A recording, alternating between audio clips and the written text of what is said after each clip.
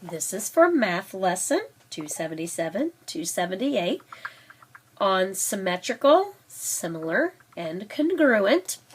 And so, if you have your chart 37, remember we've gone over similar means that it's the same shape. Both these triangles are the same kind of triangle.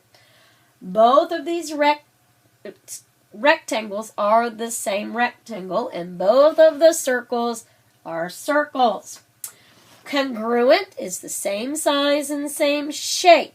So these quadrilaterals, or squares you may say, same size, same shape.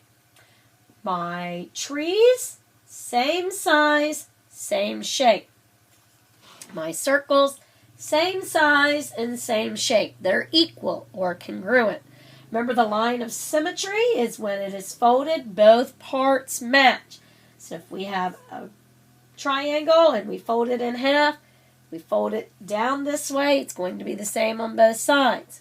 Same way with my oval. If I fold that in half, it's going to be the same on both sides. And my butterfly. If I fold it this way, it's going to look the same on both sides. So, we talked about that on the last lesson. And so, just a review on this lesson, and then a review of your slide. Remember, a slide is if I just slid it over. All right? Flip is if I flip it over. I go from here to here. And a turn is just simply if I turn it. Or if I turn it. So this lesson is basically a review of the symmetrical, similar, congruent, and your slide and your flip and your turn. So, not a lot of new information to give you today. If you have a quadrilateral, and it is 10 feet by 4 feet, sorry about that, and we wanted to find the area. Do you remember how we do that? And so, the area is all of this inside this quadrilateral. All of this is the area. Remember, perimeter is all the way around. Area is all of this inside. So if we were going to find it, how would we find it? We know this is 10 feet, 4 feet, 10 feet, 4 feet. So when you go to find area, it is given in measurements of square units. And so in order to find this, all of this in here, perimeter, remember we add up the sides, but for area, we're going to multiply 10 times 4, and we get 40, and it is feet, because that's the unit of measure we are using. It is 40 feet. But it's 40 square feet because this is done in square inches. So, honestly, we needed to squeeze square feet in there. Forgot to put the square in there. As long as you understand that this area in here, you multiply the sides to get the area. All right, if you will look at page 277, and we look at the top here, it asks us to trace the line of symmetry. So they give us a line here, give us a line here, and they give us a line here.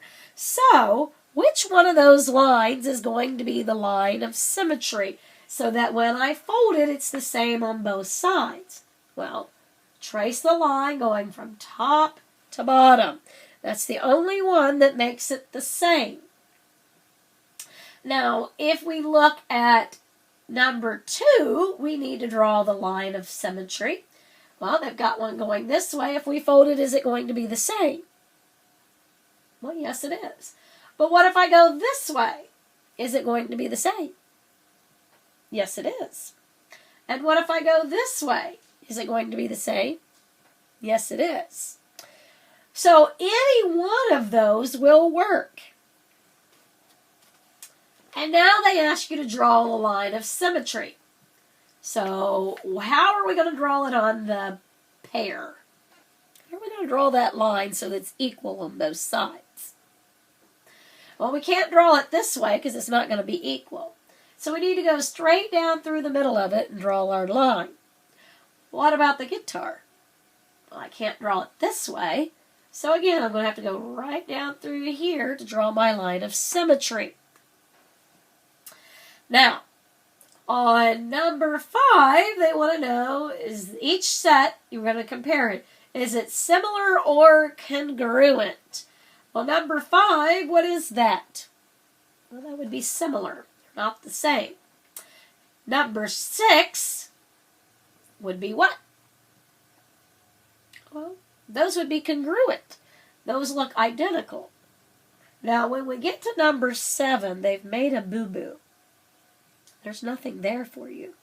And so you need to draw it in. And you know from time to time we have to do that. And so what it is supposed to be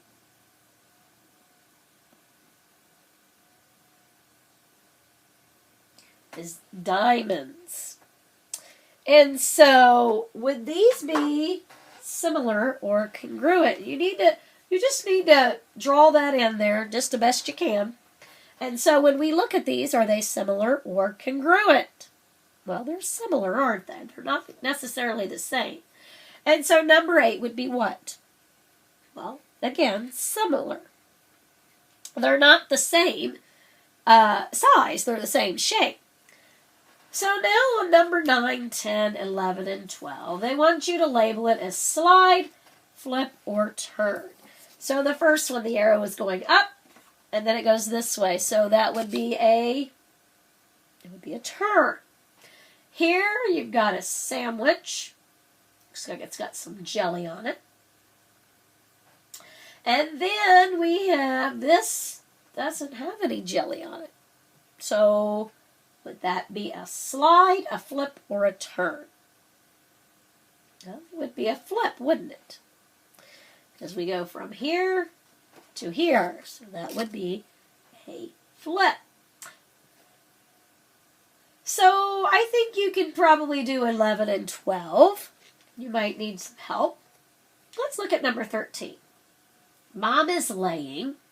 It says solve and label. Show the equation on the grid. Mom is laying 1-foot carpet squares in the dining room. The floor measures 10 feet wide and 12 feet long. What area does the floor cover? So what they want you to do is they want you to color in, with your pencil is fine. It is 10 feet wide and 12 feet long. Okay? So 1, 2, 3, 4, 5, 6, 7, 8, 9, 10. This is a 12 by 12, so color those in. So it's 10 feet wide and 12 feet long. So shade all of that in, and that gives us our equation on the grid. Remember, 10 feet wide, 12 feet long. And so what area does that cover? Well, we need to write our equation, which would be 10 feet wide and 12 feet long equals what? Well, 10 times 12, you should be able to do that, is 120. Remember, it's square feet. Got off the thing there, but square feet. So the abbreviation for square is just SQ, and feet is T. Remember your periods on both of those. I know it's hard to see because my marker is a bit thin. Sorry about that. Then you can turn the page over on the back side. You're going to trace your line of symmetry. 3 and 4, you're going to draw a line of symmetry. 5 through 8, you're going to compare each set, write similar or congruent on each line. 9 through 14, you're going to label it as slide, flip, or turn. And at the bottom, you're reviewing multiplying, so make sure you're multiplying. If you get a chance, go over those multiplication facts. It will not hurt you. Continue to go over those. I'm not there every day to hound you on that. So, if you get a chance, multiplication tables are always a good thing if you're bored to go over. All right, thank you.